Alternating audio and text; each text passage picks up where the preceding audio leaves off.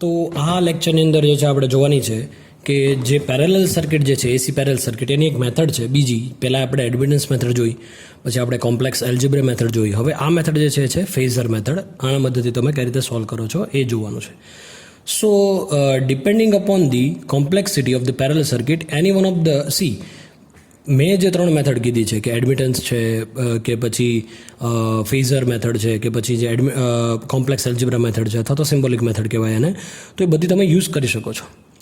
Okay, સો જો complex circuit હોય ને તો કોમ્પ્લેક્સ એલ્જિબ્રા મેથડ થાય, બરાબર છે. ફેઝર મેથડ, આમાં આપણે ફેઝર મેથડ શીખવાની છે. સો આ કન્સિડર કરવાની છે આપણે આ particular circuit. So here the two series circuit A and B. દેખીએ, જો અહીંયા જે છે માન લઈએ કે આ એ છે અને આ કોઈ બી છે, બરાબર છે. આખી સર્કિટ એ છે, આ સર્કિટ બી છે. So two series circuit A and B are connected in parallel across the AC supply. AC સપ્લાયને આપેલો છે, વોલ્ટેજ વી એનો છે. So each series circuit is called a branch. હવે આને જે છે ને આને બ્રાન્ચ કહેવાય, આને પણ એક બ્રાન્ચ કહેવાય. Is that right? So the branch A is what? એ જે છે શું છે? એ આરએલનું કોમ્બિનેશન છે, જ્યારે બી જે છે એ બ્રાન્ચ આઈસીનું કોમ્બિનેશન, આરસીનું કોમ્બિનેશન છે, બરાબર છે. So the voltage across each branch is same. Voltage same રહેશે, કરંટ ડિવાઈડ થઈ જશે. Okay, but the current through them are different. So branch A માટે હું જોઉં, દેખે જો ખાલી માત્ર ને માત્ર બ્રાન્ચ એ માટે જો હું જોઉં છું, branch A. So branch A માટે હું લખું કે voltage across branch A is equal to શું થશે? A is equal to V volt. Voltage same રહેવાનો છે ને. હવે ઇમ્પિડન્સ જોઈએ કે ઇમ્પિડન્સ કેટલું હશે. ઇમ્પિડન્સ ઓફ બ્રાન્ચ એ, તો ઇમ્પિડન્સ એટલે કે આપણને ખબર છે બ્રાન્ચ એનું છે એટલે Z1 આપી દઉં. Z1 is equal two vote? આપણને ખબર છે R plus XL. So R1 square plus XL square, where XL is equal to 2 pi FL, that we all know. Now the current taken by branch A, the current taken by branch A, કેટલી current જે છે કેટલો લે છે? સો I is equal to V by Z1. V by R મુજબ જ થાય ને. I1 is equal to what? V by voltage V તો સેમ છે અપોન જેટલો બી ઇમ્પિડન્સ હશે એ, તો Z1, V by Z1. સો હવે આ જ બ્રાન્ચનો જે છે પાવર ફેક્ટર મારે મેળવવો હોય તો હું કઈ રીતે મેળવું? So the power factor of branch A. So શું બનશે? cos phi is equal to R by Z, જે આપણને ખબર છે R by Z1, or you can say phi 1 is equal to cos inverse R1 by Z1. દેખીએ તો આ તમારો power factor મળી ગયો, આ તમારો ફેઝ એંગલ પણ મળી ગયો. હવે આ મુજબ જો હું જોવા જાઉં તો ફેઝ ડાયાગ્રામ મારે ડ્રો કરવો તો કઈ રીતે કરું? સોરી, અહીંયા આ વોલ્ટેજ વીને અહીંયા ભૂલી જાઓ. હવે હું અહીંયા ડ્રો કરું છું, થોડું રફલી ડ્રો કરું છું, ખાસ ધ્યાન રાખજો. વોલ્ટેજ વી સેમ છે, બરાબર, એટલા માટે મેં એને કોમન લઈ લીધો છે, રેફરન્સ તરીકે લીધો છે. હવે બીજી વસ્તુ કે આના અંદરથી જે કરંટ પસાર થશે આર અને એલમાંથી, તો એલ છે એનો મતલબ કે કરંટ તમારો કેવો થશે? લેગ થશે, વોલ્ટેજ કરતાં પાછળ રહી જશે કે નહીં? So I1 current voltage applied voltage V કરતાં પાછળ રહી જશે, કેમ કે એલ છે. અહીંયા સી છે તો કરંટ આગળ રહી જાય, બટ અહીંયા એલ છે ને, તો આ ઇન્ડક્ટરનો આપણને ખબર છે કે કરંટ કેવો રહી જાય છે? પાછળ રહી જાય છે. તો માની લઈએ કે કોઈ phi 1 કરંટ એંગલથી જે છે, મતલબ આ phi 1 જે છે એ એંગલથી પાછળ રહી ગયો છે. સો આ એંગલ જે બને ને એ બનશે phi 1, અને આ જે એંગલ બન્યો એ બનશે phi 1 RL માટે. હવે બીજું છે, બીજી બ્રાન્ચમાં કરંટ I2 છે, બટ કેપેસિટરના કારણે કરંટ કેવો? વોલ્ટેજ કરતાં આગળ રહી જશે. વોલ્ટેજ કરતાં આગળ રહી ગયો તો phi 2 આ રીતે કોઈ બનશે. સો આ એંગલ જે બને છે ને કેપેસિટરના કારણે એ બને છે I2. ઓકે, અને આ જે phi 1 નહીં આવે, આ I1 આવશે, I1 કરંટ. ઓકે, હવે આ બંનેનું રિઝલ્ટન્ટ લઉં તો તમને ખબર છે આપણે જે પેલી મેથડ યુઝ કરીએ છીએ કે આર્યો જે છે એ આ રીતે કોઈ એક્ઝેક્ટ સામે, અને આ જે છે એક્ઝેક્ટ સામે, પેરેલોગ્રામ મેથડ, બરાબર છે. હવે આનું રિઝલ્ટન્ટ હું લઉં તો જો કોઈ આ રીતે મળે કે નહીં ભાઈઓ? રિઝલ્ટન્ટ મળે તો આ જે એંગલ મને મળ્યો ને એ મારો એંગલ phi બનશે. તો આ તમારું શું થઈ ગયું? Phasor diagram of this particular circuit. હવે આ તો થઈ ગઈ વાત બ્રાન્ચ એની. હવે બ્રાન્ચ બીની વાત કરું ભાઈઓ, દેખે સી અહીંયા જે છે ને બ્રાન્ચ એ માટે જે હતું એ આર્યું હતું, બટ આ જે છે બ્રાન્ચ બી માટે છે, મેં એક સાથે લઈ લીધું છે. બટ બ્રાન્ચ બી માટે જો હું આ જ પ્રોસિજર કરું તો શું ફરક આવશે જોઈએ. સીધું આમાં તમને હું સમજાવી દઉં છું બ્રાન્ચ બી માટે. સો વોલ્ટેજ એક્રોસ બ્રાન્ચ બી શું થશે? વી વોલ્ટ સેમ જ રહેવાનો છે. ઇમ્પિડન્સ કેટલું થશે બ્રાન્ચ બીનું? ઇમ્પિડન્સ કેટલું થશે? Z2 ઇઝ ઇક્વલ ટુ શું બનશે? Under root of R2 square plus XC square થશે કે નહીં થાય ભાઈઓ? કરંટ કેટલો થશે? I2 is equal to V by Z2 અને પાવર ફેક્ટર કેટલો થશે? cos phi 2 is equal to R2 by Z2 or phi 2 is equal to cos inverse R2 by Z2. So એ મુજબ જે છે આ ડાયાગ્રામ તમને જે છે મળે છે. સો હું એવું કહી શકું કે due to this combination, due to this RL, this particular combination in branch A, current I1 will lag behind the applied voltage V by an angle this phi 1. અને સેકન્ડ જે છે હું એવું કહી શકું કે due to this particular circuit RC combination in branch B, the current I2 will lead the applied voltage V by an angle phi 2, this particular phi 2 angle. Okay, so આ જે છે એ પર્ટિક્યુલરલી ફેઝર મેથડ છે તમારી. C તો આનો જે resultant current આપણે ગણીએ તો કઈ રીતે બનશે? અહીંયા ધ્યાન આપજો. આનો રિઝલ્ટન્ટ કરંટ આપણે જે છે જોઈએ. સો રિઝલ્ટન્ટ કરંટ જે છે એ કઈ રીતે આવશે એ જોઈએ આપણે. સો ધ રિઝલ્ટન્ટ કરંટ દેખીએ અહીંયા જે છે આનો resultant current I is the resultant current એટલે શું છે? Is nothing but it is just a vector sum of the current I1 and I2. જે કરંટ આ I1 છે અને આ I2 છે એનો વેક્ટર સમ જે છે એ તમારો જે છે બનશે. બરાબર છે. સો હવે આના અંદર જે છે મારે શું કરવાનું છે? રિઝલ્ટન્ટ કરંટ મેળવવાનો છે. સો બાય યુઝિંગ આપણને ખબર છે પેલોગ્રામ મેથડ મેં યુઝ કરી છે ને.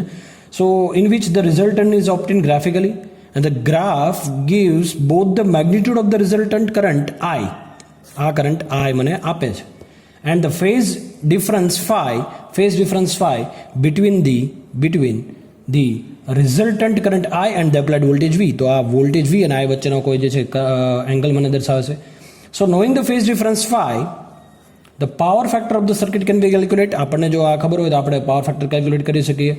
બરાબર છે. બટ એ ટાઈમ કન્ઝ્યુમિંગ થઈ જાય અને એક્યુરેટ પણ એટલી બધી નથી એટલા માટે.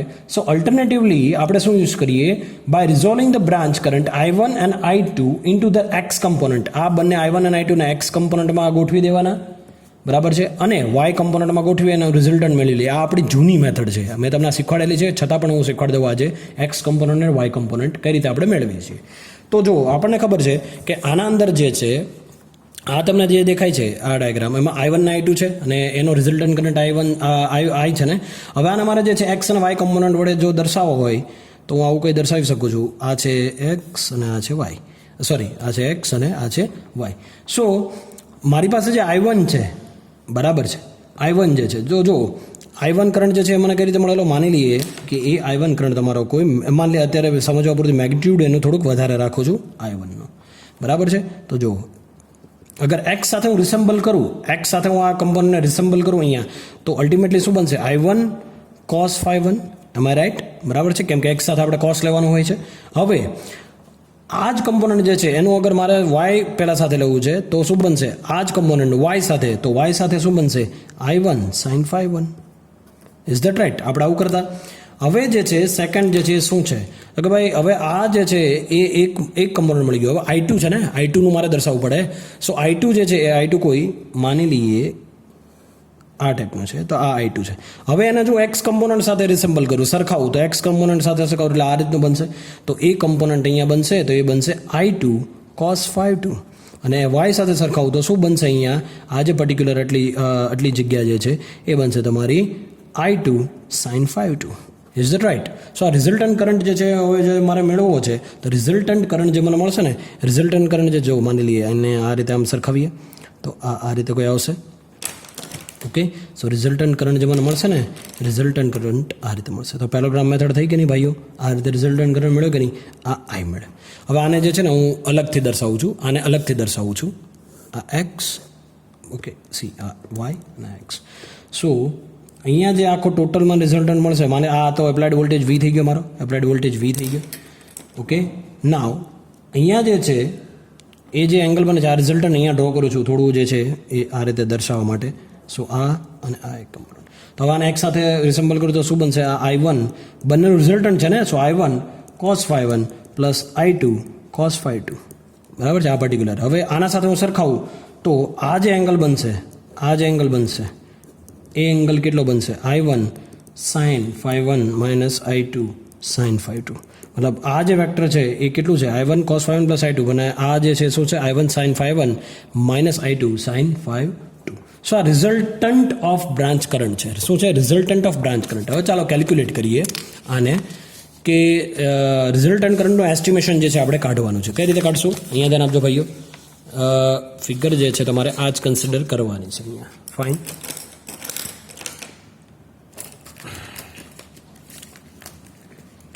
ચાલો હવે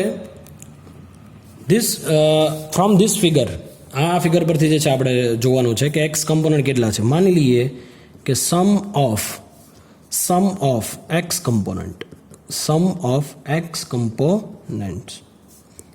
ઓફ I1 એન્ડ I2, જેટલા એક્સ કમ્પોનન્ટ છે તો એનું જે ટોટલ જે છે સમ કેટલું થશે? તો આ સમ છે I1 cos phi1 plus I2 cos phi2. Okay, equation number જે છે એ કોઈ માની લઈએ 1 આપી દઉં છું એને. હવે જે છે એ સમ ઓફ વાય કમ્પોનન્ટ જોવાના ઓફ I1 એન્ડ I2, તો એ શું બનાવશે? I2 sin phi2 minus I1 sin phi1. તો એ ઇક્વેશન જે છે હું આપી દઉં છું 2. હવે જો if I is the resultant current and phi is the phase angle, so its x component and y component must be equal to the total components. Okay, C અહીંયા જે રિઝલ્ટન્ટ કરંટ આવે છે ને, આ તમારો રિઝલ્ટ કરંટ I છે ને આ એંગલ જે બને છે બરાબર છે ટોટલ, એ તમારો એંગલ જે છે બનશે ટોટલ 5 આ બરાબર છે. સો આ 5 બને છે. સો હું એવું કહી શકું કે I cos phi is equal to I1 cos phi1 plus I2 cos phi2. I sin phi is equal to I2 sin phi2 minus I1 sin phi1. Okay, માની લઈએ કે આ કોઈ ઇક્વેશન જે છે એ 3 આપી દઉં, 4 આપી દઉં. So ultimately I is equal to શું બનશે? Under root of square I square cos phi અને I square sin square phi. So ultimately આનું જો હું કમ્પોનન્ટ લઉં તો શું બનશે? ઇક્વેશનમાં ખાલી મૂકું છું વેલ્યુ જે આપણે મેળવેલી છે. I2 cos phi2 square plus I2 sin phi2 minus I1 sin phi1 square.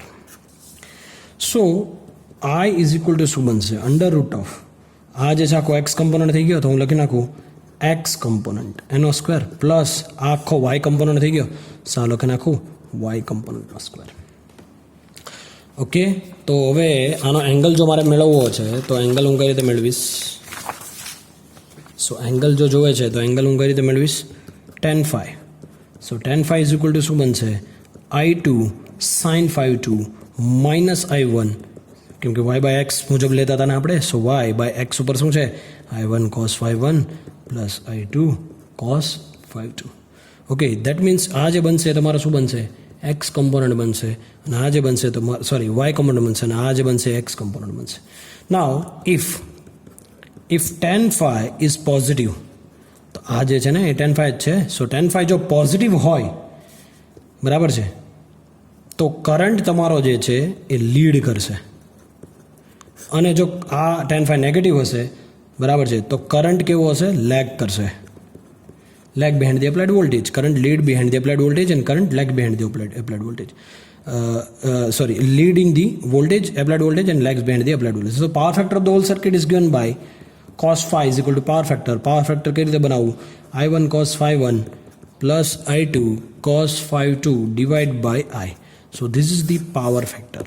So you can calculate in this way also. આ મેથડથી પણ તમે જે છે કેલ્ક્યુલેટ કરી શકો છો. Is that right? Okay. Thank you.